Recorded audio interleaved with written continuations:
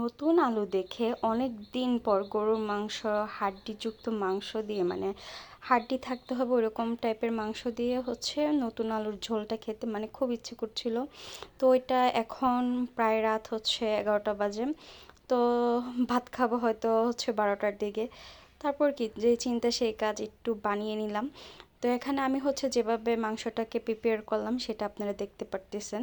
একটু হলুদ মরিচ, তারপর হচ্ছে আদা রসুন পেস্ট, পেঁয়াজ আর হচ্ছে জিরা গুঁড়ো দিয়ে সুন্দর করে মাংসটাকে মাখিয়ে কিছুক্ষণের জন্য রেস্টে রেখে দেব।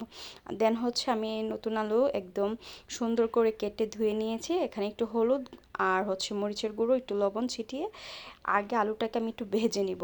ভেজে নেওয়ার কারণে এটার একটা যে সুন্দর একটা ফ্লেভার আসবে, এই ফ্লেভারটা খুবই ভালো লাগবে ভাতের সাথে খেতে, এই আর কি। যাই হোক, এখানে আমি মাংসটাকে আরেকটু ম্যারিনেট করে নিচ্ছি।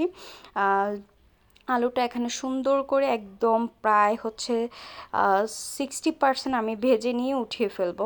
মানে হচ্ছে আর 40% হচ্ছে সিদ্ধ করলে হয়ে যাবে পানিতে, এই আর কি। তো এখানে আমি হচ্ছে গরম মশলা দিয়ে মাংসটাকে ঢেলে দিলাম। মাংসটা প্রায় 10 মিনিটের মতো রেস্টে ছিল।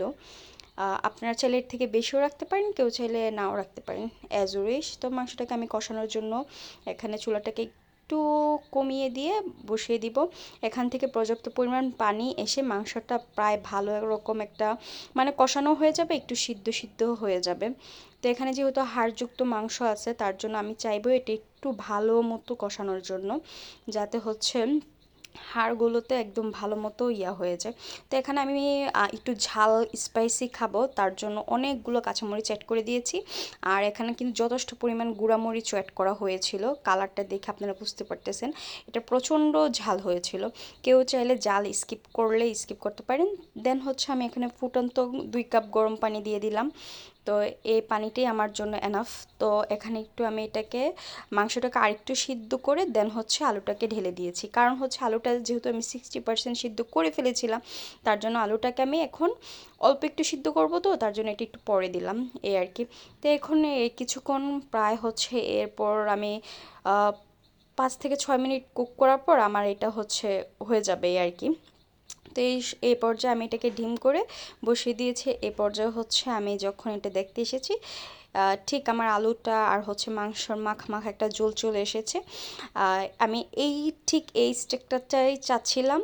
তো এখন হচ্ছে আমি রান্নাটা ক্লোজ করে দিয়েছি। এই হচ্ছিল আমার মাংসের ফাইনাল লুক।